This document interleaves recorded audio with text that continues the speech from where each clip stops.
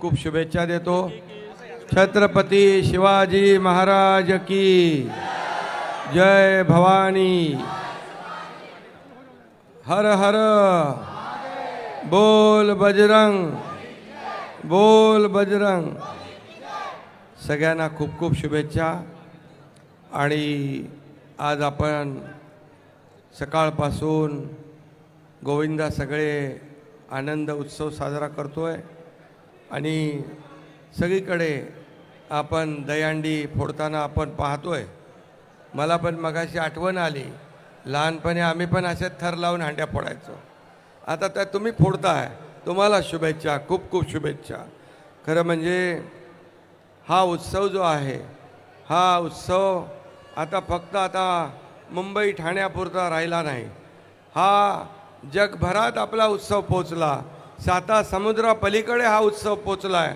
हा प्रो कबड्डी प्रमाणे प्रो गोविंदा झाला आहे आणि हा साहसी खेळात याचं रूपांतर झालेलं आहे।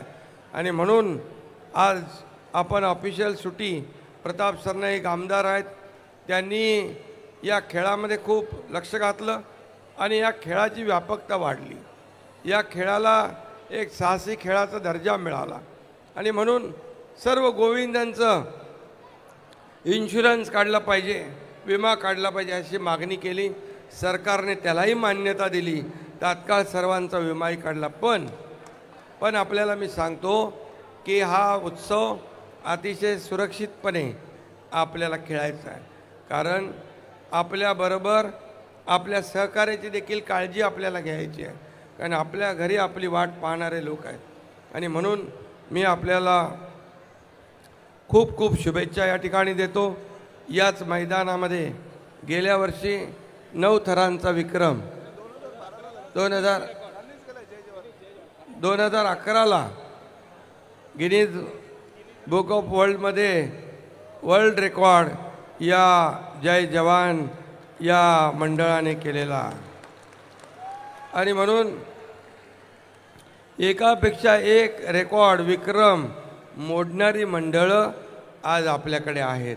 खरं म्हणजे हा एका दिवसाचा खेळ नाही आहे, याला वर्षभर मेहनत करावी लागते, कष्ट घ्यावे लागतात, मनाची एकाग्रता ठेवावी लागते आणि हा सांघिक भावनेने हा खेळ खेळावा लागतो। त्यामुळे हा साहसी खेळ आहे। वरती आपल्याला बघायला तर मजा वाटते, पण वरच्या थरावरचा जो आहे तो जेव्हा हंडी फोडायला जातो तेव्हा प्रत्येकाच्या मनाचा थरकाप उडतो आणि म्हणून या खेळाला विशेष महत्त्व आहे। आणि म्हणून या खेळाच्या मागं जेवढं उभं राहता येईल तेवढं हे सरकार तुमच्या पाठीशी उभं राहील।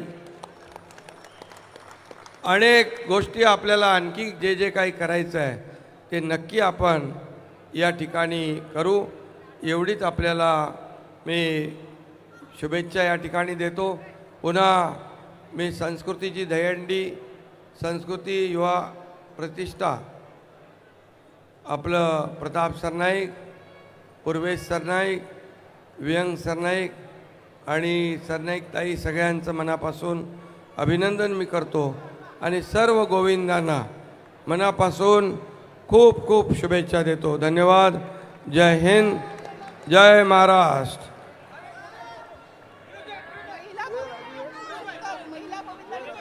महिला गोविंदांना पण खूप खूप शुभेच्छा देतो।